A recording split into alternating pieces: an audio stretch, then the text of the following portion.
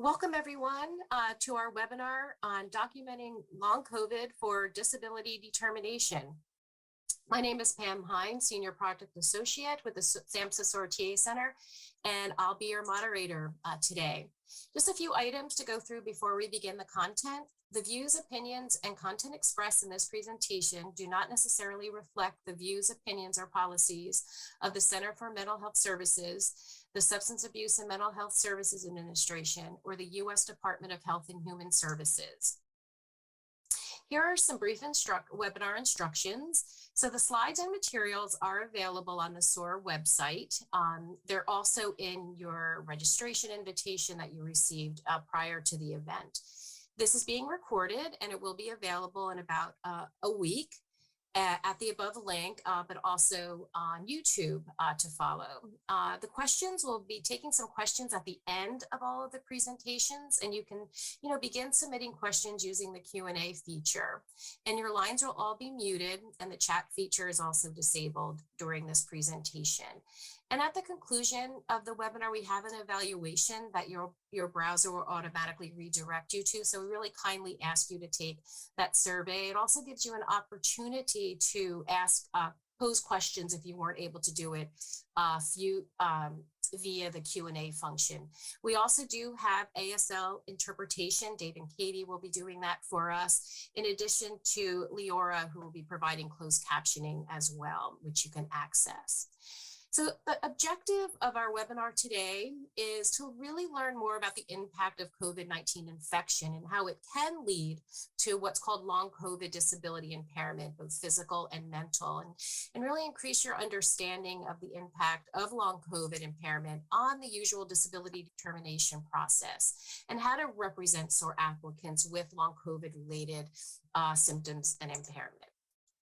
To help us reach those objectives, we're really fortunate to have on our webinar today, Dr. Scott Pritchard, who is the lead medical consultant with the Oregon Disability Determination Services, and he provides training to DDS examiners and medical doctors as well.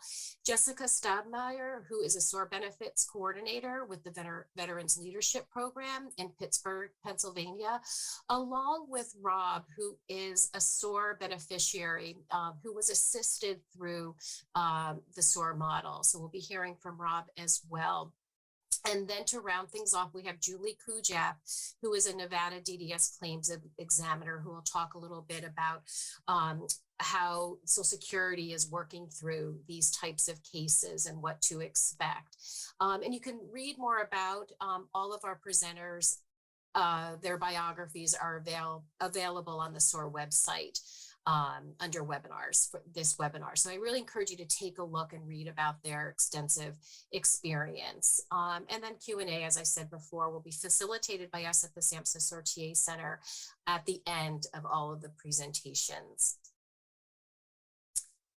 Okay, so doing today's welcome, we are so lucky to have Doreen Gross, who is our project officer at SAMHSA. Doreen?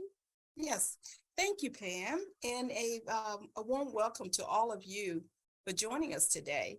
On behalf of SAMHSA, which is the Substance Abuse for Mental Health Services Administration, I would like to welcome you to the SOAR webinar titled Documenting Long COVID for Disability Determination. In a speech in July of last year, President Biden declared long COVID a disability under the Americans with Disabilities Act, also known as ADA, and launched a set of policies designed to help COVID long haulers needing accommodation for school or work, as well as many who cannot work at all. While the Social Security Administration is considering new guidance on long COVID, this webinar will share current data and research on how COVID-19 has impacted the usual disability process, so that SOAR practitioners can understand how to best document these claims. To help you put this information into practice, we will hear from a SOAR practitioner and a SOAR beneficiary with long COVID on how they successfully navigate the disability determination process. I would like to welcome you and thank our presenters for your willingness to share your experience, expertise and experience with long COVID with us. I'll turn it back over to Pam Hine, who will be moderating today's webinar. Thanks again for your continued support of our webinar series. And now to kick things off, we have Dr. Pritchard, who will begin his presentation. Dr. Pritchard? Excellent. Thank you, everyone, and thank you for attending. And I want to thank Pam and her group for the kind invitation to speak today. One of my roles as a lead consultant for the program is to educate and train all analysts, MCs, and anyone else who will listen to me basically about, the pertinent medical topics and also about the program in itself. So today, before I start, I must tell you that the views that I express today and any of the slides are definitely my own and not those of Social Security Administration. I am receiving no compensation from any pharmaceutical company or any compensation for my presentation today. Okay, so let's move on. So am I going to move the slides here? Is that how it's going to work? We can do that. Here it is. I got it. All right. Great. It's going to work. Okay. So before we start, I thought what are we talking about? What is COVID? We've heard so much about this over the last couple of years, and we know it's been deadly and there's been a lot of fears and a lot of misinformation. So what I'm going to try and do is explain to you what exactly COVID is, how it was named, and how we see it in the environment and within the population itself. So what made COVID so different is that it's a novel virus, never been seen before. It's named because it's a coronavirus, CO, virus, VI, and it's ID'd in 2019. Therefore, we have COVID-19. It is in the family of SARS, and maybe you've heard about SARS infections. One occurred in the early 2000s, but it was far less deadly, with only about 778 people worldwide that were affected and actually died from the disease. I think that included 8 individuals in the US. So, you can see for yourself that all viruses, though we have them, they're not always as pathogenic. It's a family of coronavirus, typically presented in the upper respiratory symptoms. So when you have flu, you basically have, runny nose, sore throat, cough, congestion. If you have gastrointestinal or stomach symptoms or gastroenteritis, it's more a virus of the lower intestinal tract. So I think often people will call, nausea, vomiting, diarrhea, the flu, but by definition, it really isn't. It's an upper respiratory infection. And it can be mild. It can proceed to cough and also severe PNAs, pneumonia, and respiratory failure. And one of the things about COVID-19 or CO2 is the fact that it was very pathogenic, and a lot of these individuals ended up on life support. They were intubated and on respiratory ventilatory systems. They received ECMO, which is extracorporeal membrane oxygenation, where the blood was actually taken and circulated through a machine to oxygenate it until the lungs themselves recovered. And often they also require dialysis. So this was a multi-organ, very, very severe infection. It's very predominant within the environment itself, and it specifically affects only humans or animals. No other no other animals or species are affected. It's named for the corona-like or crown-like appearance of the virus, and I have a graphic of that coming up. And both COVID-1 and 2 are pathogenic. Actually, they will cause illness. So that's kind of what COVID is in itself. And just a quick note about, I entitled my speech or talk about a 21st century post-viral syndrome. Well, there's many kinds out there, and we've all lived with them for years and don't really think about them. I think commonly one that you may or may not hear about is shingles or herpes zoster. That's a post-viral infection. People that have shingles or herpes zoster have had chickenpox, and the virus has lived within the nervous system for years, and for whatever reason, it could be 50 years later, the immune system fails and this virus reactivates and can cause a painful blistering rash. There's been post-polio syndrome. So almost any virus can cause a post-viral syndrome, but they all occurred before this century. So this is new. And what makes it difficult is that it is new and it's hard to recognize.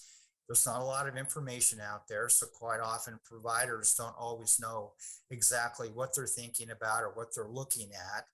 And so that's what makes it, I think, hard right now to diagnose and then ultimately treat. Another viral syndrome that you've probably heard about is chronic fatigue syndrome, and this kind of evolved in the 1980s, mid 1980s, and that was linked to an Epstein-Barr virus outbreak. And these individuals quite often had mononucleosis or some type of Epstein-Barr virus infection, and quite often, as a consequence, they developed this chronic fatigue syndrome. So these syndromes have been around a long time, but right now, the one we're going to talk about, and it's new, is our long COVID. So let's move on to the next slide here. Here we go. So what are the symptoms? Usually, once you're exposed, and remember, it's a respiratory droplet driven infection. And, for years, everyone, or for the whole pandemic, we talked about a 6 feet spacing. I think in reality, most viruses and droplets will travel 3 feet with a sneeze. So the 6 feet was, I think, a very safe distance and kind of arbitrary in that manner. So once you're exposed, you develop, classic flu symptoms: fever, chills, cough, shortness of breath, fatigue, myalgias. Any is a muscle ache or pain. Whenever you see algia, it means pain. Sore throat, and of course, congestion. So it just sounds like kind of the common cold, but in this case, because of all the tissues affected, it can become much more severe. The difficulty is too, is that a lot of people had COVID and had no symptoms, and some had COVID and were acutely ill and ultimately died. So it has a wide spectrum of symptoms and how it can affect the individual. Okay. Pam, are you there? Oop, there it goes. Okay, so this is our COVID. And as you can see, it is kind of a round virus. And if you look right here, here is the corona part of this and the crown. So if you use your imagination, it's round, it has kind of a crown on top. You can imagine that it's bejeweled. But this is the spike-like virus protein that is circulating and is typically spread through the respiratory system. And what happens is that these little fingers are called the spike proteins, and they are the spike proteins that actually will bind to the receptors in the tissues that actually, start and increase and start off this whole process to cause the infection. So this is kind of our player, and so if we look at our next slide, I think we're back on track here. And the thing I wanted to think about, the spike proteins will bind to receptors in the tissues. And most of these receptors are in lung, kidney, heart, all these different areas. And that's why. Okay. So while Dr. Pritchard, we're hoping we can get Dr. Pritchard back online to continue his presentation, because I know he's educating all of us and raising awareness on what long COVID is. And the slides are available. We just put the link up to the slides that are available. We're going to move ahead to our next presenter, who will really and that will be Jessica and Rob. So Jessica and Rob, if you just want a camera up and unmute yourselves, we'll get to hear from a SOAR practitioner and Rob, who is a veteran, on their experience navigating Social Security disability, and just give us some tips on how to recognize symptoms and also how to develop the case, since this is such a new area. So I'm just going to forward to Jessica's slides, And hopefully we'll get Dr. Pritchard on, who will make some of the information that Jessica talks about a little bit more understandable. So Jessica, are you ready to do your presentation? Yes, we're ready. Okay, thanks. Thank you. Thank you for inviting us to the webinar. I currently work at Veterans Leadership Program, and I was hired about 2 years ago. Jessica, you're cutting in and out again, kind of like in the beginning when we first logged in. If you want to get maybe closer to your mic to see if that'll help. Okay, let me know if this is better. Sounds better. Okay. I don't know where it cut out, so I'll kind of just start over. Yeah. I currently work at Veterans Leadership Program, and I was hired about 2 years ago as a service coordinator in assisting our veterans with applying for SSI and SSDI. So they hired me as their SOAR coordinator.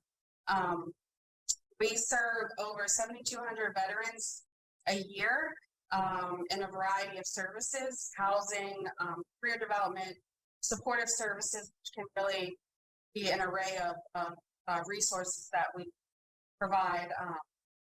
And we service 30 counties. So we get a lot of referrals, and Rob was referred to SOAR, and primary diagnosis was COVID-19. I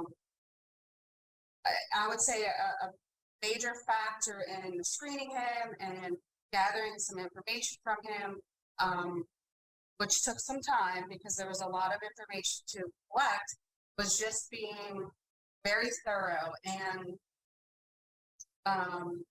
really asking follow-up questions. And I have to say, Rob was very organized.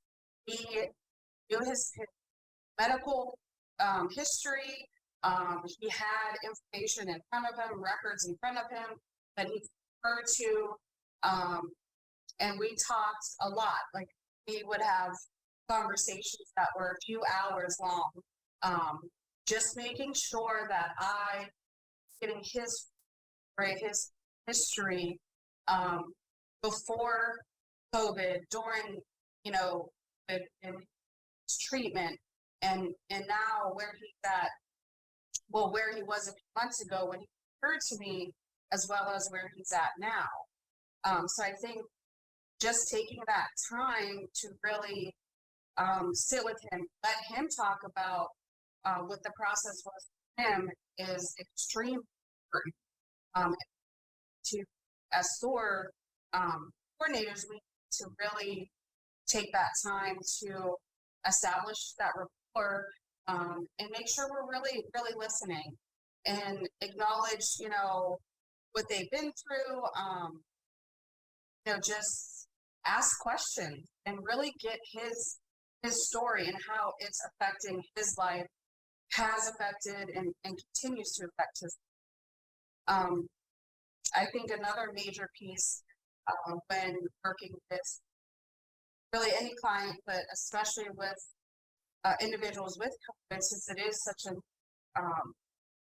condition that we're still learning so much about, is staying in communication with the applicant and with the adjudicators throughout the entire process. Making sure, anytime Rob would have an appointment or he has physical therapy still, if there was any change with medication, I would update me. Basically, he was the perfect candidate. Communication with which is so important, and I would make sure I updated her, and I made sure that I reached out to the and asked if there was anything I could assist with, any records that were still needed, and just really make sure we continue to communicate throughout the process. I want to give Rob a chance to kind of share his story because he's going to tell it best since he's been through it. Turn this a little bit. So I'd like to thank everybody for having me today. It's my pleasure to be assisting with my story, as I know a lot of people, caseworkers, they don't get to hear it. I'll go as short and sweet as I can, but detailed as I can. Please, anybody, let me know if you have trouble hearing me. One of my symptoms, long-term COVID, is my vocal cords damaged through the intubation and the ventilated I was on. So as Dr. Richard had touched on, I pretty much went through a lot of those core symptoms of severe COVID at the time. I was working full-time at Lowe's through the first year of COVID in 2020, no problem. But we were a mission essential store. So as everything else closed, we stayed open, got those crowds in, which definitely increased my exposure. But come April 2021, I did come down with symptoms of COVID. I had just gotten my first Pfizer shot vaccine, and then I had symptoms just days after. And I called in to the, ask a nurse. And they're like, those are just vaccine symptoms. Don't worry about them. Little did I know I had full-on COVID, but I continued to go to work and my symptoms worsened day to day for 5 days straight, to where I was out of breath on that 5th day and called the EMT with my basically last breath. I had 20% oxygen when they picked me up. It's in 4 different medical units, hospitals, life flighted from one to another. When one hospital decided they didn't have the resources, finally I got to a hospital that had resources. So they did intubate me. I was in a coma for 2 months. I was ventilated. As Dr. Pritchard had mentioned, I was also on the ECMO machine, which is the very severe life-saving machine. Probably helped me out. But that does allow your heart and lungs to rest while the machine does the work of oxygenating your blood, pumping it back in. So I was in a prone position, which is face down and in a coma for 2 months while the machines did the work. And that's what really left me with some pretty detrimental long-term disabilities that I'm with today. Now, medically, organ-wise, my lungs are permanently damaged. There's haziness in the lungs from x-rays. I now have low oxygen levels all the time. I'm just a few units away from them putting me on home oxygen still today. I still see doctors today. It's 1.5 years later. I'm in a COVID recovery unit now, still currently, and I'm also had started up physical therapy again. Since the COVID attack and since I was released from my 4 months at the hospital, I've been doing nothing but physical therapy and recovery at home, back at the VA, which is where I get all my treatment. And like I had mentioned, I'm still going through new specialized doctors now who are still finding new things wrong with me 1.5 years after my COVID onset. As of this month, I still have to go and get nerve damage check because I have atrophy in my hands and arms and muscles. A lot of that is from being prone for that extensive amount of time. I was, like I said, my arms were tucked in and my face and legs were down. I got pressure wounds, 17 of them, similar to the one on my cheek, all over my body from being prone for that long time. But my challenges today are the lungs, trying to keep them as healthy and strong as I can. I do breathing exercises still today daily. I check in with my own visual webinars with my doctors from home, weekly, bi-week, still today. And like I said, we are still discovering things that I had no idea that I was still suffering. But as I stand today, I am here in front of everyone, which I am blessed to be. Um, it took it took a city, that's for sure. Um, but you know, not without still some setbacks. And the thing for me was the financials. That was the hardest. Um, I was on short-term disability with Lowe's for 6 months.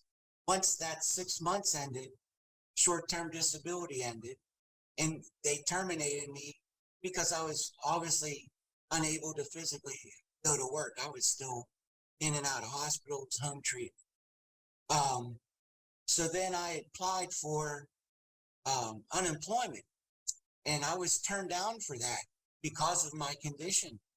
They first said that I was granted unemployment due to leave of absence due to a health or illness. But then 5 minutes later, they sent a second letter saying, due to your disability, you're unable to seek out work tomorrow if it presented itself. So you're denied unemployment. So I appealed that, went to court, lost it for the same reasons again. They approved it, then they disapproved. So I never did get unemployment. So at that point, I had burned through my little 401k I had built up with Lowe's to live off of for that year after short-term disability ran out. And luckily, through the help of Jessica and the VLP, I feel very fortunate that with her knowledge through being a SOAR rep, all this helped push my paperwork through from the time that the SSA received my excuse me paperwork. I had a decision in 7 months, and it was a positive decision. I am currently receiving monthly disability. My payment started in October, so I'm actually on my third payment now.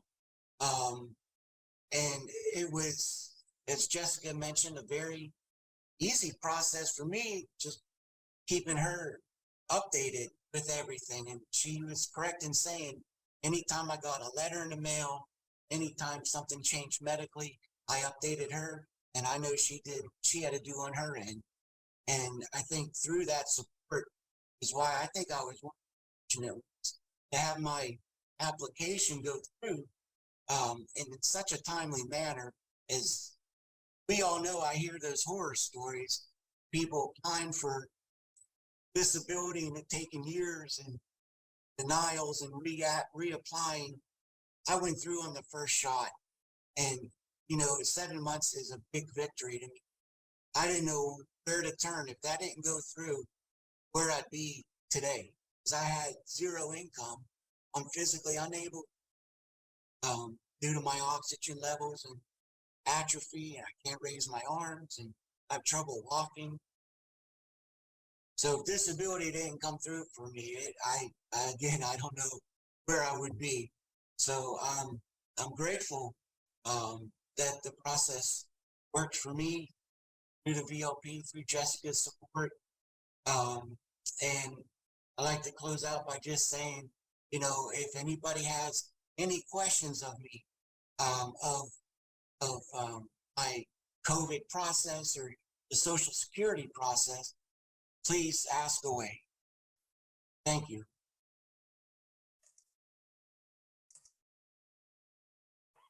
Thank you so much, Rob, for sharing your story. You're helping so many, and we've received a few questions that are thanking you for your service.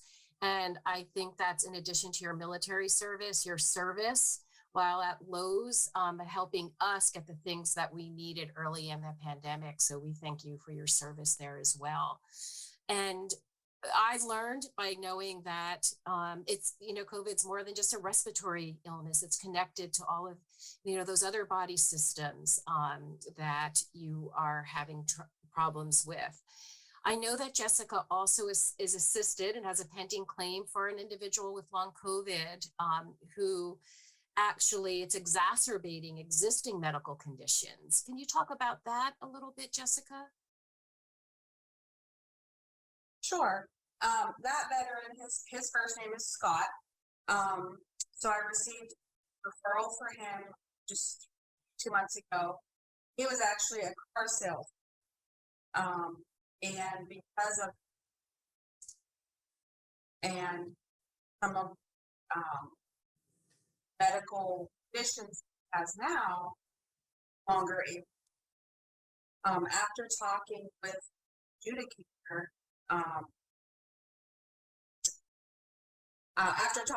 adjudicator, and discussing his medical records and his information, we are expecting to receive a decision within probably a month now. And it seems, I got the impression from what the adjudicator was kind of saying, that he pretty confident that it will be a positive for this veteran. So, I also wanted to mention about Rob. He actually was approved for back pay as well. So the onset of his disability, Social Security determined that to be April of 2021. So he was approved for his monthly SSDI, as well as a very large lump sum of back. So that's a pretty huge thing to do.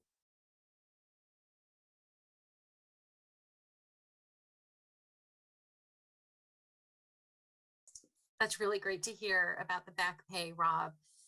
Also, if there's one takeaway that you want the audience to go away with, that you think is important for them to take away from your presentation, what would that be? Just to be mindful and open-minded that there are these long-term COVID cases out there. And I know we all hear about it. And everybody's, I have long-term COVID and have a cough that go away. Those are symptoms, are long COVID condition. But there are a few of us who made it through, who were only given a 20% chance success rate when they went into hospital. They come out on the other end, but are pretty banged up from it. And in that process, my daily life, my work life, the way I do things, everything, my whole life has changed. I have to adapt it for the rest of my life. You know, so any support provided by anybody to help assist me in my future ongoings, you know, what you guys do is greatly appreciated. And please, you know, just understand that, you know, there are some very severe cases, recipients who do need help and have no other avenues. They ran out of avenues. So your help is very important, very appreciated on our end. And that's what I would to take away from my end, knowing that work is very appreciated and very needed. So thank you, everyone. How about you, Jessica, before we let you sign off, because I know you have a hard stop to get to another appointment. What takeaway would you like folks to better understand when they work with applicants that may have COVID infection and some symptoms and they're not even sure where they're coming from? For folks that have been hospitalized, even maybe individuals not hospitalized with the other individual you worked with? I would say be persistent. My background is social work, so I've always been a better advocate for others than I am myself. So, you know, when we have individuals who, I mean, just think of a day when you're not feeling well. And that, not to minimize what Rob's been through, but you know, everything he's been through, he needed somebody to advocate for him. Not that he couldn't speak for himself, but someone who could advocate for him, continue to push for him, go above and beyond, and make sure that we're trying to gather every little bit of information because nothing is too small. I mean, everything weight, and sometimes individually they might not seem like it could be disabling for a person. When you bring it all together, it can really have a huge impact.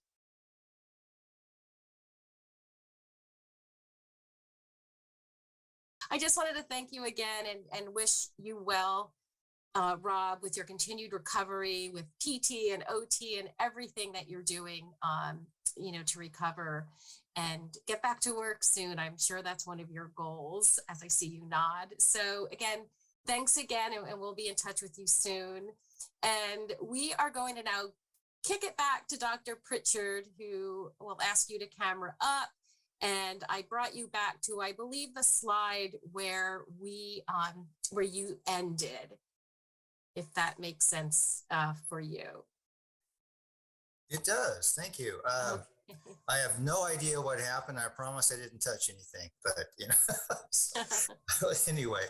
Okay. So, we were talking about, I showed you the player, and these spike proteins on the round virus will bind to a receptor, and it kind of invites it into the cell. And by interfering with some of the protective mechanisms within the cell, all of this damage occurs. You get leaky vessels, you get destruction of the tissues. And, and Rob's story is very classic for severe end-stage infection where multi-organs are involved, severe respiratory failure. And the only way, because the lungs, when you look at an x-ray, have become filled, it's called a whiteout, it's filled with fluid. They require this extracorporeal oxygenation to maintain life. And the reason that they put these individuals in a prone position on their stomach was that it kind of helped drain the lungs, just by gravity itself.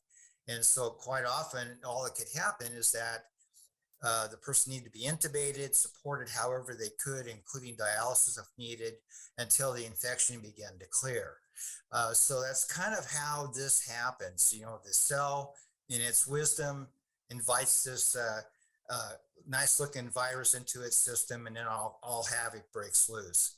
So what is long COVID? It's, by CDC definition, it's a range of new, recurrent, or ongoing health problems people can experience 4 or more weeks after initial SARS-CoV-2 infection. So our definition is a little different than that in the United Kingdom, and they consider COVID infection to actually last from 4 to 12 weeks, and then there's COVID, post-COVID, 12 weeks after acute infection. That being said, they're one and the same infection with the same symptoms. Long COVID is now a condition protected by the American with Disabilities Act. And as time goes by, I'm sure there's going to be more and more information. I know Rob talked about these clinics. We have one here at OHSU in Portland that is a long COVID clinic. And there's like 200 different symptoms being collected. I mean, the range of symptoms is incredible. And as I mentioned earlier, the severity for each person varies a great deal as well. Okay, so are you guys able to advance the slide? Oh, there it goes. Oh, it's slow. So here are the statistics for COVID and long COVID. So in the United States, in the pandemic, 80 million people were infected. And out of those, 1 million individuals died. And in the world, 500 million people were infected with 6 million deaths. So when they talk about prevalence of long COVID, prevalence is the number of cases in the population divided by the population itself. So if you look at that, 10 to 30% of COVID individuals will develop long COVID. That's anywhere from 8 to 24 million individuals. And in the world, of course, 10 to 30% or 50 to 150 million. So this is not a small, post-viral syndrome. The SARS-CoV-1 basically it was very limited, and that virus itself has actually gone on to extinction. Okay, great. And so I have a graph for you. Sometimes visuals help a lot. And if you look over here at the left of the graph itself, you can see that the acute COVID infection, which is designated by the kind of reddish curve, it typically comes on the last 4 weeks, and most individuals recover with no symptoms. For those individuals that develop long COVID, you can see that, it'll go on and kind of smolder, and it can be 4 to 12 weeks or longer. And once it's past 12 weeks, you now have chronic COVID. So these post-viral syndromes are certainly significant in that they can have long-term, and if not and lifelong, effects upon the individual. So that should give you an idea of what to think about when you hear about long COVID syndrome. Just know it's been there. The individual did not recover, and now they have, a whole range of symptoms and things that can affect their function. So who's likely to get this? The frequency and severity is unknown. It can be there with mild illness or even those that are asymptomatic. So sometimes people have a positive COVID test, and even with no symptoms, they can develop long COVID because the virus is in the system doing the cellular damage. Typically, it's in ages 35 to 69, women greater than men. And the risk factors and associations are not well understood. Certainly it's new, and I think over time there will be more knowledge. There's a lot more knowledge now about chronic fatigue 40 years later than it is about long COVID. And it can definitely reactivate SARS-CoV-2, Epstein-Barr virus. Sometimes you'll see people that have had prior Epstein-Barr virus infections all of a sudden have a recrudescence, and you have all the symptoms, or it can actually morph into chronic fatigue syndrome. Diabetes and coronary disease. I think a lot was said about people that had high risk or underlying impairments. Well, COVID can increase and make all of those impairments worse. And the reason being that there's a lot more receptors in these tissues that the virus can actually attach to. And quite often other viruses are reactivated, and also autoantibodies. So sometimes autoimmune disease is also triggered or exacerbated by long COVID. So what causes this? The pathophysiology. So physiology is kind of like what's happening at the cellular level. And of course, pathology is obviously not good. It's bad. So a persistent virus or viral remnant. So the cell wasn't able to clear that, and the virus is continuing to trigger off that pathway of chronic inflammation. Individuals can develop autoimmunity.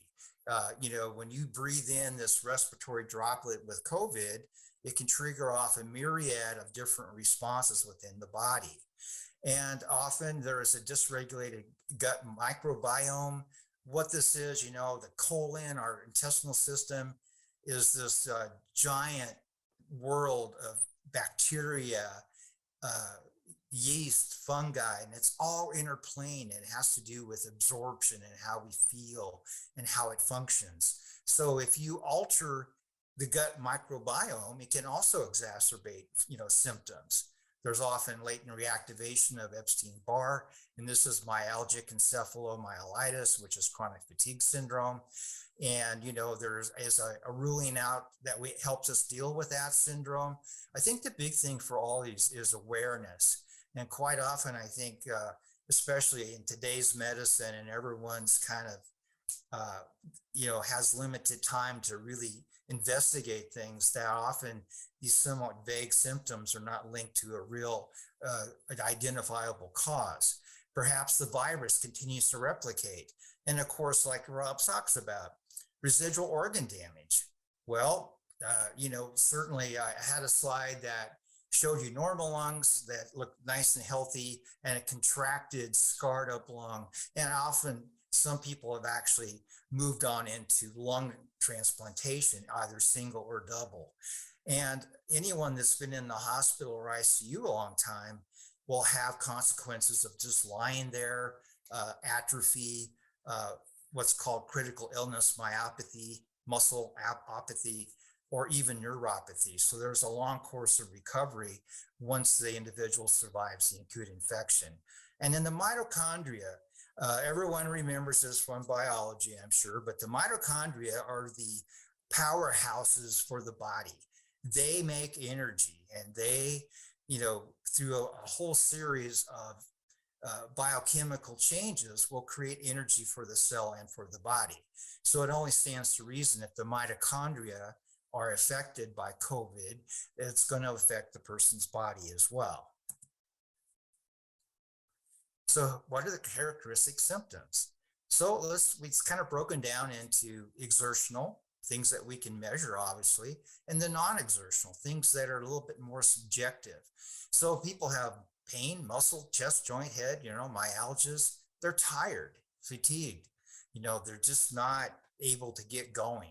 The chest is tight, palpitations, tachycardia is a rapid heartbeat, cough, shortness of breath, the gastrointestinal issues that we just talked about, the gut dysbiosis. Anosmia is loss of smell. That got to be more commonly recognized as the infection went along. And in fact, a lot of healthcare agencies would ask an individual, have you lost your sense of smell? Because that was kind of a soft indication of perhaps a COVID infection. And then nerve abnormalities. Things that can't be measured are depression, anxiety, memory, loss of concentration, brain fog, just can't quite get your thoughts together and kind of get your head to clear, sleep disruption, and post-trauma. And then kind of leading up to today's presentation, someone had hoped I could talk more about mental illness in COVID. And I did some research, and there really, as kind of as expected, not a lot of information out there of how COVID maybe can affect an underlying mental health disorder. But if you look at the non-exertional symptoms in depression and anxiety, I can only think that it would make that particular illness worse and therefore be more limiting to the individual. So what do we know about these symptoms? They're intermittent in nature. Sometimes they overlap with other impairments, which makes it really hard to, separate them out. They cluster during periods of improvement or worsening. And in particular, the thing that makes long COVID different than chronic fatigue is that they happen after periods of post-exertional malaise and stress. And malaise, by definition, is an uncomfortable feeling. You just don't feel right. I feel kind of icky, that kind of thing. Lack of energy that can't be explained. That's really not the same as being tired. Malaise, we've all had it as the virus is coming on, just not feeling right. So what happens to a person with long COVID when they get a COVID vaccination? Well, people that are vaccinated have 50% less chance of having long COVID. So that was always a plus if you are vaccinated. People that had long COVID that got vaccinated typically had more side effects than the general population, and they lasted longer.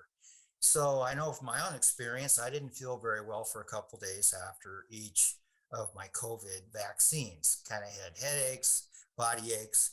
Well, if you had long COVID, it would only be worse. And then those individuals with long COVID that had a vaccination, most reported no change in symptoms. Some reported improved symptoms, and a small minority definitely said they were worse. So certainly this slide points out that vaccination in association with developing long COVID is an important way to prevent that.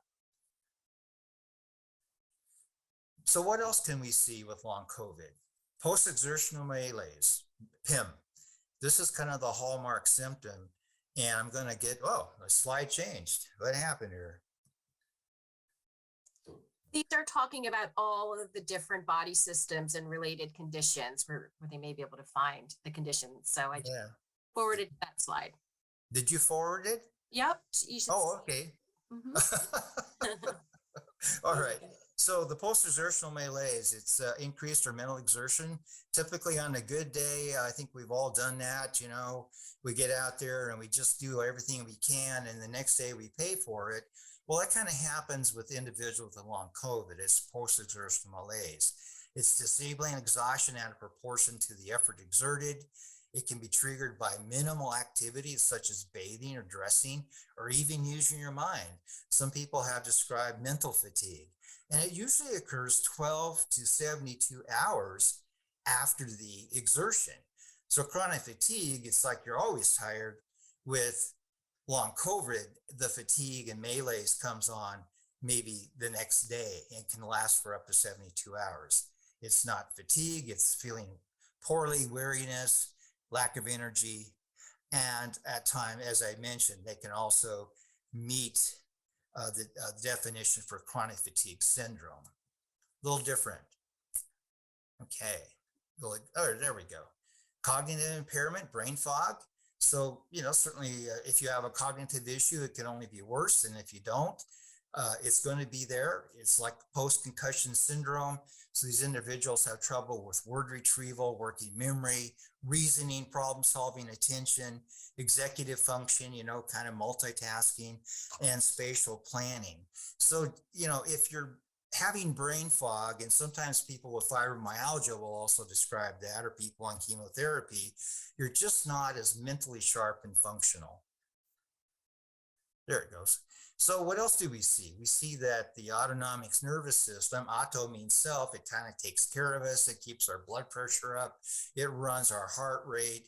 It does everything that we do, breathing, everything that we just don't think about.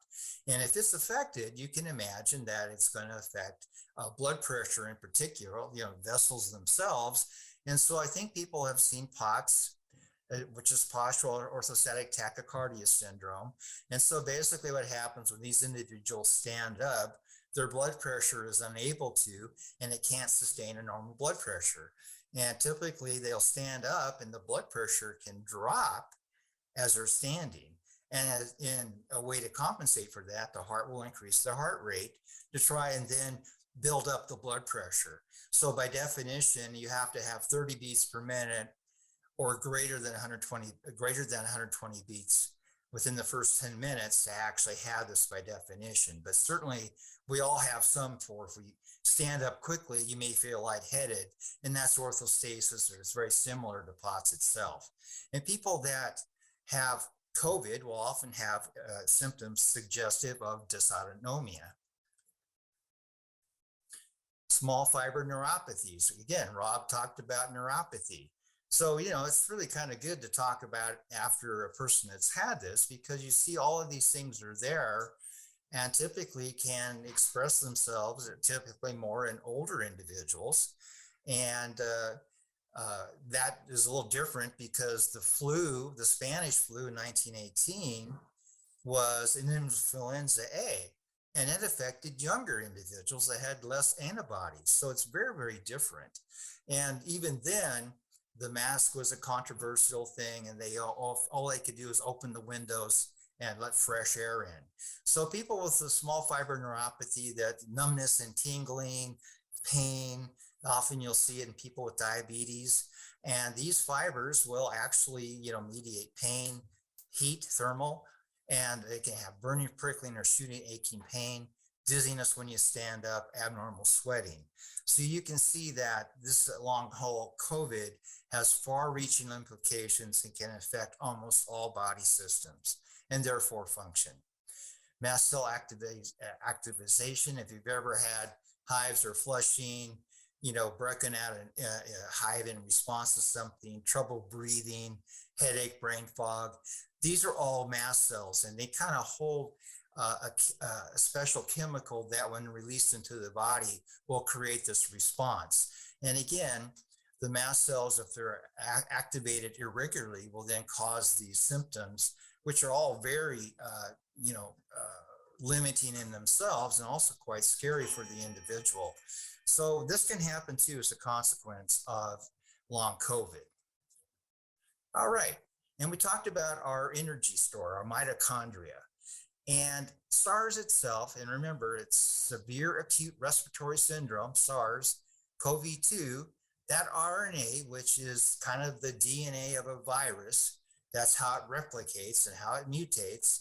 It specifically targets our nuclear, our nuclear energy source, for lack of a better definition. It's our energy source at the cellular level. So you can imagine anything that gets in the way of that.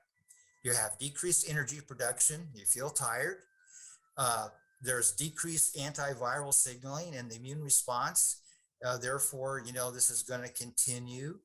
It might hijack the mitochondrial system and turn it into viral replication, not let it do its job. Inflammation may occur, and the ability to support the immune response. All of these things are done by the mitochondria, and they don't ask for much, but they want to make sure there's no infection to affect them. And finally, mitochondria, they will actually begin to not look like a little cellular mitochondria. And if they die, the individual will have chronic symptoms. And so thank you. Yeah, I had some more to say, but time is limited. But I think that gives you an idea of what COVID is, why this happened, and what it does, and what long COVID is. And the more that we can recognize it and kind of hone out those symptoms, I think the better you can do about getting the evidence we need to make these decisions. So I really thank you for your time, and sorry about the earlier gremlins. I was here talking to myself, which is a common thing I do. But anyway, I'm going to turn it over. Thank you, and I'll be around for questions. Yeah, well, thanks, Dr. Pritchard, and for raising our awareness, taking us back to maybe high school biology class. It's very much needed. And we're going to hear from Dr. Pritchard in a little bit, who's going to go through a case study with us. So now we're going to turn it over to Julie Kuja with DDS in Nevada, who's going to give the DDS perspective.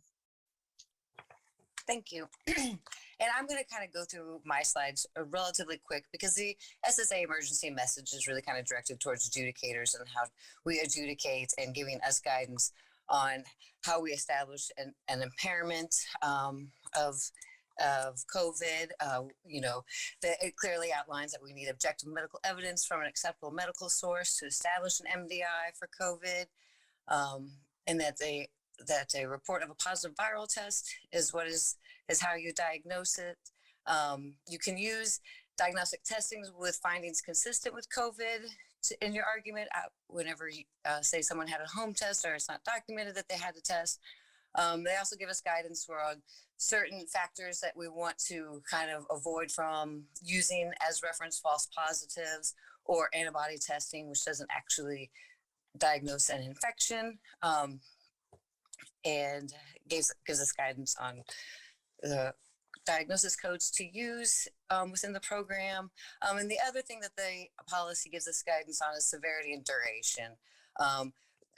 COVID claims have to meet the same definition of disabled by the Social Security Administration. So we given some guidelines on how to demonstrate the severity of impairments and the functional loss onto a person. And that kind of gives us a guidance on how we can make a durational statement without having hold the case for 12 months to meet the durational clause. So a lot of the EM is really kind of guided for, particularly for our job, and not necessarily the easiest thing to kind of talk about and with the general public. And I just want to make sure that we give some time to go over the case study.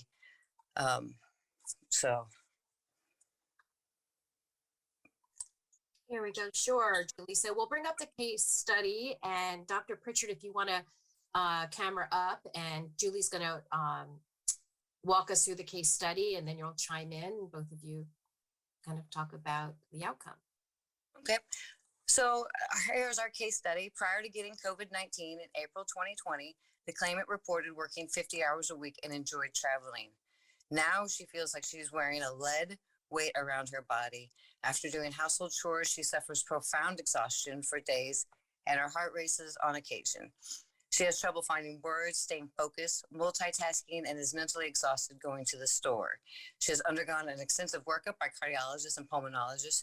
She was told her symptoms were anxiety-based and was told, think happy thoughts. She is unable to work, feels like a burden on her daughter, and dismissed by the medical community.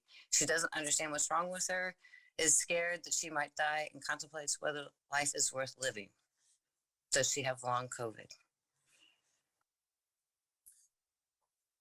So if we go back to the slide before, am I running this now? Here, oh, can we go back to the first page of the, Case study. yeah, the case study, sorry, there we go. So let's look at that.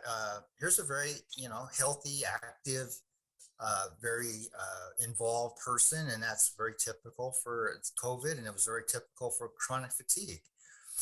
And she got sick and, had a positive test. So we sort of are assuming that. And now she's got this lead weight, lack of energy. She's got malaise. And, she did household chores and did without problem, but then she has the profound exhaustion for days. That's the post-exertional malaise. So part of this, at least for me, is to pick out what these statements, what they represent. Her heart races. Remember, we talked about palpitations and tachycardia. She has brain fog. She can't find words, be focused. She can't multitask. That's that executive function. We do that every day. Don't even think about it. Driving is a good example. It's just like that. Hopefully not too automatic, but it's kind of automatic as you've done it. And if she goes to the store, she's tired. So these are all kind of symptoms we talked about in the slides before. And again, without a good impairment or diagnosis, it's just symptoms. So it's really important that we have that diagnosis. And it's also not uncommon when you look at the next two sentences that she has a big workup and they just kind of are saying you're anxious and you just need to think happy thoughts and it'll go away. And unfortunately, I think the medical community can be very dismissive of things that are kind of vague and hard to understand. And I think earlier Jessica talked about being persistent. And I think that's really the key, is to be persistent, collect that information. Did you want to comment any further, Julie? We'll go to the next slide. Oh. So what do you think, Julie? You want to take it from here? Well, I think definitely the signs and symptoms are that the claimant has long COVID syndrome. Now, whether or not we have enough information on these slides to, adjudicate a claim is another thing. But yeah, I think definitely you have the signs and the symptoms that would lead you to believe. Mm-hmm. Exactly. And, she's not able to work, and then she is depressed. The last part is she may want to die. She's scared. So depression. So, this little vignette kind of incorporates how I think a lot of individuals present. And I think the key piece is to make sure that we can actually document a COVID infection before this, because then it all makes sense. But I think a lot of patients are not, and also claimants, because of the vague nature of some of these syndromes, probably don't get the best decision, because it's just hard to put it all together. So the more information, the better. I guess that's my take home. Yeah.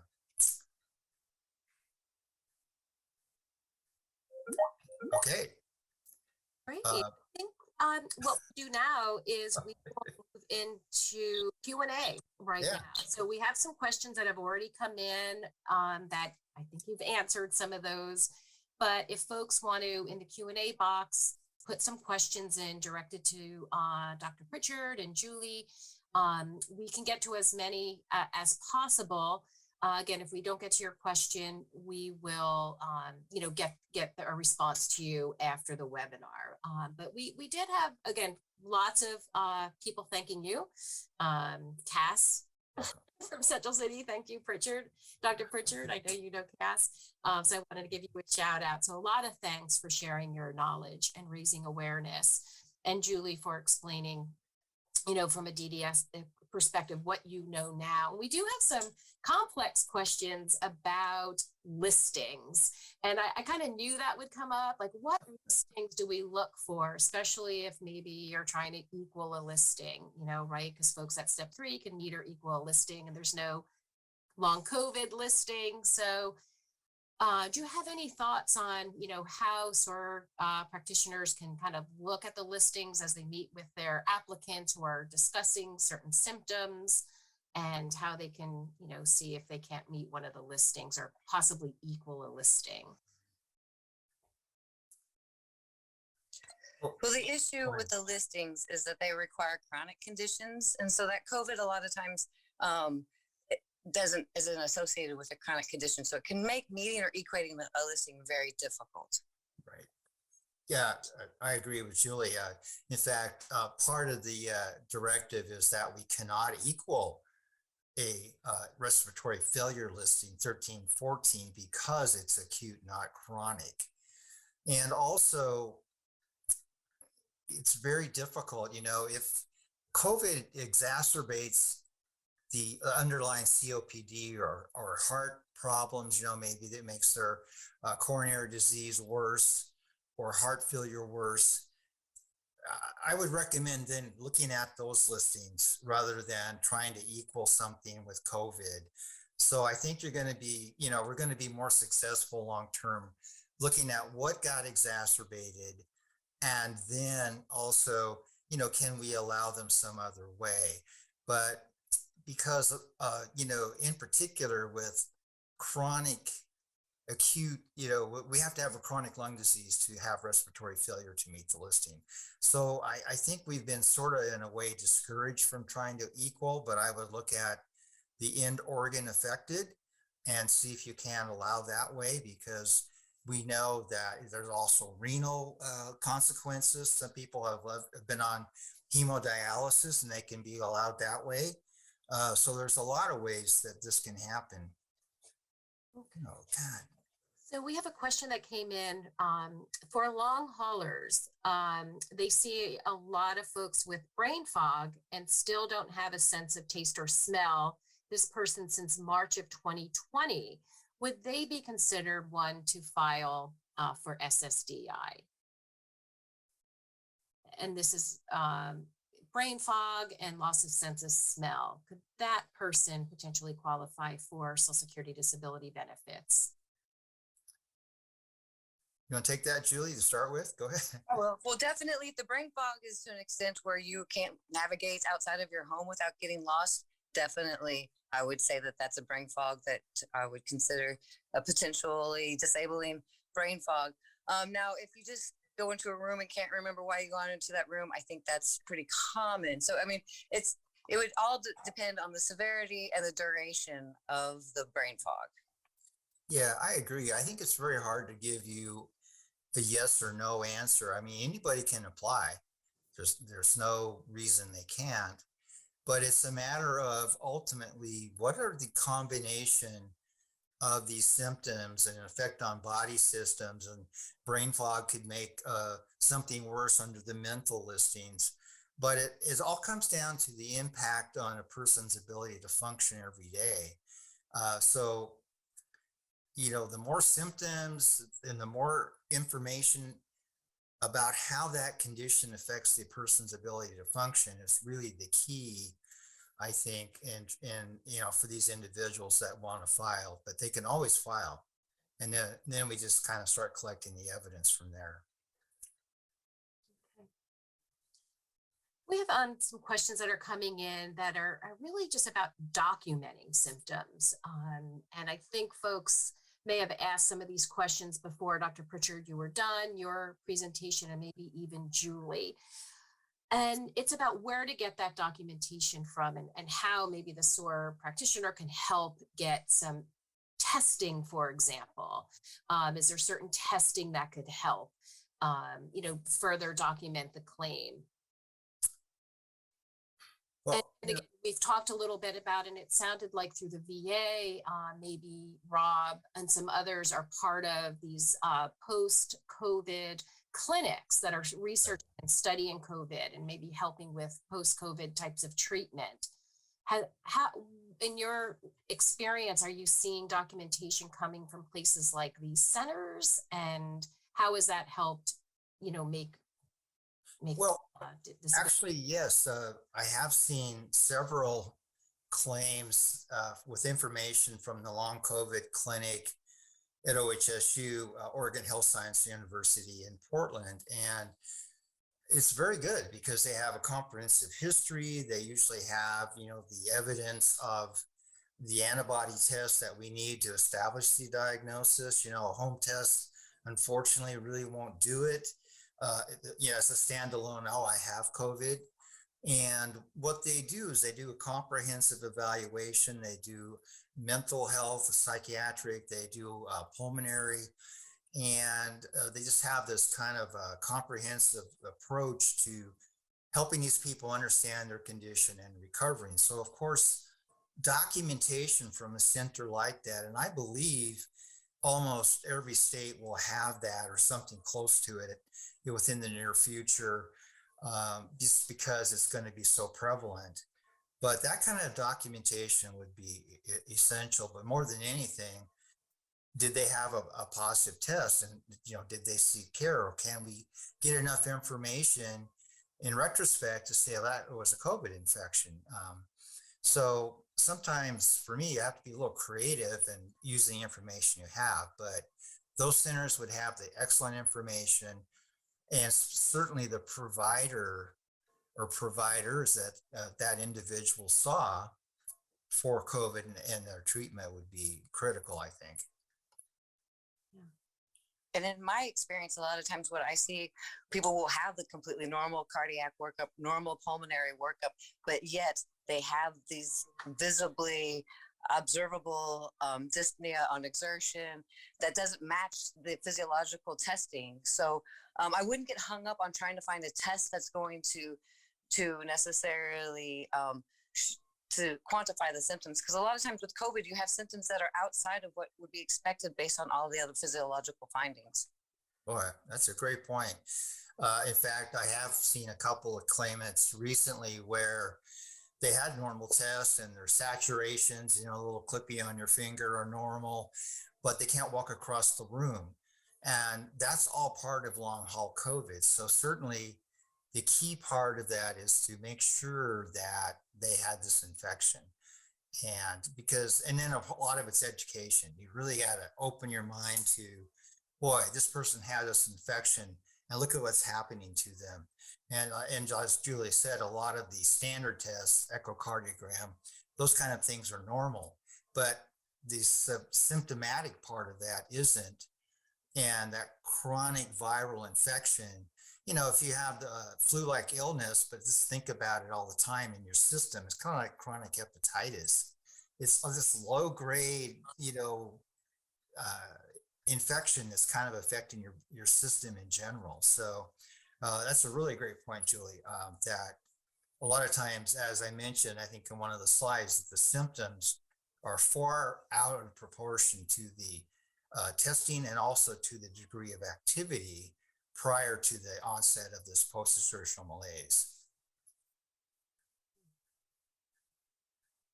And we had a question come in, and there are a few questions still around that long COVID diagnosis. And if DDS sends an applicant to a consultative exam, a CE, will that CE examiner make a COVID diagnosis? Julie? Not likely. And it's not likely that they would be doing is basically getting us physiological findings of how somebody is limited. That's more likely why we're sending them to an exam. They wouldn't necessarily be able to diagnose. We wouldn't send them to do a test to diagnose COVID, and we wouldn't expect them to necessarily diagnose long COVID, but we could definitely use the evidence and the claim and that exam to support a diagnosis of long COVID. Sure. Yeah, I think anything's helpful, but I do know in particular that SSA is very specific in that an antibody test, antibodies reflect a prior infection, is not going to be acceptable because it's temporarily, you don't really know when that happened. We all have antibodies, and if everyone went down and had their lab work done, they'd have antibodies to cytomegalovirus and all these things you had when you were a child. They're always there. So I think it's a matter of the overall preponderance of evidence, and standalone exams are difficult without other documentation. Yeah, and similar types of questions. And I think, folks were so, we know Social Security needs a diagnosis, and we also need to see how that, causes impairment and the severity of that impairment. So could you talk a little bit about, and one of the things SORA practitioners do is they help applicants get into treatment, whether it's a mental status evaluation or to see an internist who can then refer to specialists. So I'm assuming, just like for folks, regardless of COVID, getting information from specialists is really important to DDS when you evaluate claims. So is that something you're looking for as well? If individuals, do have, COVID-19 infection symptoms, but it's affecting their, respiratory system or affecting, their immune system or urinary system, you would like to see records from specialists to really, really help evaluate that claim. So we do suggest individuals getting, treatment beyond maybe their, internal medicine provider or their doctor for more specialty testing. Would that help? You want to start, Julie? Well, I mean, so it would depend on the case, and I mean, it would be definitely something that would be a question I would pass off to the MC, is if we needed any more additional specialized testing. I think with COVID, especially because it's a manifestation of severe symptoms, after the infection, and what we really need are more of a documentation that of the symptoms. I don't know that necessarily getting a specialist evaluation is going to help anything.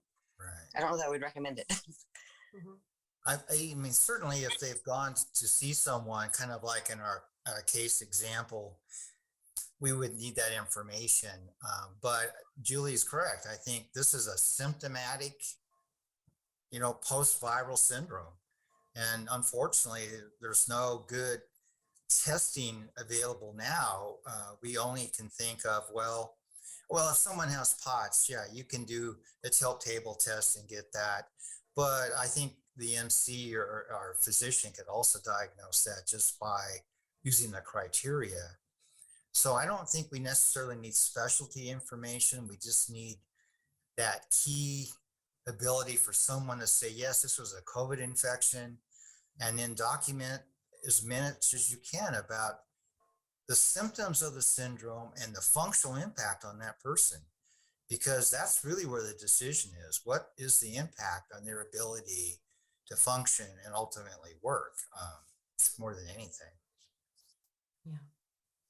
Yeah, and questions relating to establishing impairment with long COVID. And, it's not lost on us that, many individuals, we're not talking about, SOAR applicants, individuals being referred to an agency, maybe themselves, maybe even a family member, but themselves, who are healthcare workers, many of our SOAR practitioners who are on the front lines, like early in the pandemic. So a few questions are about, individuals that, before there was even a COVID test, maybe in early 2020, had COVID, didn't go to the hospital. They, one individual here, this person just regained some of their taste and smell. They're constantly tired. They have brain fog, a heart murmur. With this individual, and again, like Dr. Pritchard said, anyone can apply for disability benefit, but here's a person who's a healthcare worker that may be considering applying for Social Security disability, but doesn't actually have documentation that they tested positive back then. So can you just review about getting up what you need in terms of a positive test or not? Well, that's a really a difficult question, but I do think that if a person has the classic presentation of COVID, symptom wise, fever, sore throat, maybe pneumonia, all these things that go with it, I'm going to get myself in trouble here, but I think I would be able to retrospectively put that together. So again, it comes down to documentation. So I think we do have the ability, if clinically it all comes together, to establish that impairment. Because I agree, not everybody got a test. And I think later in the course of the pandemic, people said, oh, I have this. We did so many home tests. So it's not impossible to do that. I don't know. What do you think about that, Julie? Well, I think having adjudicated during the pandemic, I can tell you that after knowing about COVID, I could easily identify symptoms, that were in the records in 2019 before we had an actual identification for COVID, where you can make that assumption. But I definitely not during the time while I was going through it. But I can also say, during the time of the pandemic, getting medical treatment was also something that was kind of hard. Lots of hospitals were filled. If you weren't in need of a ventilator, you were kind of sent home, to deal with your symptoms. And I've had cases where, I've had people who have long haul symptoms, and we use those presentations and, even though they were sent home, to kind of show and document, hey, they had extreme symptoms. They were seen at the ER. They weren't in an emergency life-saving situation, so they were sent home. But at least you can use those kinds of things to document. But definitely the pandemic caused all kinds of different just complications with trying to do any kind of medical documentation. Right. Yeah. So what I try and do is that if I think the evidence is pervasive and consistent with that diagnosis, I'm going to use that. So again, it's a matter of getting that information about the acute illness. It can't be a self-diagnosis. We need it, we're evidence-based. We need the evidence. And there is a way that we can establish COVID as a diagnosis or impairment without testing. And as Julie mentioned, for so long, some individuals either didn't seek care, or if they did, they were turned away. And then of course we got into the age of telemedicine. So, physical documentation isn't good. Examinations, right? It's hard to listen to someone's lungs over the phone, I think, but so from that standpoint, I think good documentation of the acute infection can establish that impairment. And like Julie mentioned, it's a matter of being aware. Certainly my awareness has gone up a lot, and I can see these things. So the whole part of it is education and kind of picking these things out, thinking this looks like long COVID, especially all these symptoms with no good explanation, but maybe a recent prior infection. Yeah. And it sounds like keeping a diary can be very helpful as symptoms, wax and wane, and keeping a diary on pain or, whatever it might be can be really, really helpful to you as well. Helpful evidence. So maybe suggest applicants keep a diary. Sure. Of their symptoms. Because, all of that information is used if there is an impairment that can reasonably support the symptoms. So sure, diaries are great. It's hard. You have to document the subjective, but that's kind of what has to happen. Right. Well, this is all very helpful. We do have more questions that might come to you in the future as we package these up. Some are quite complex. Some are asking, what's an EM? So here it is. It's an emergency. So here's some additional resources for you. The Right.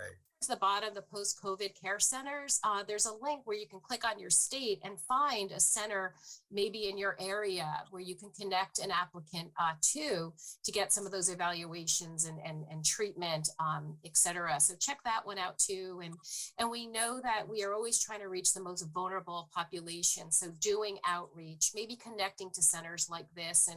And one of the plans we have is to add on to our medical summary report interview guide to ask questions about COVID, kind of dig a little deeper about symptoms and such, as you will begin to see more applicants with long COVID condition. So check out our resources. Please do our evaluation.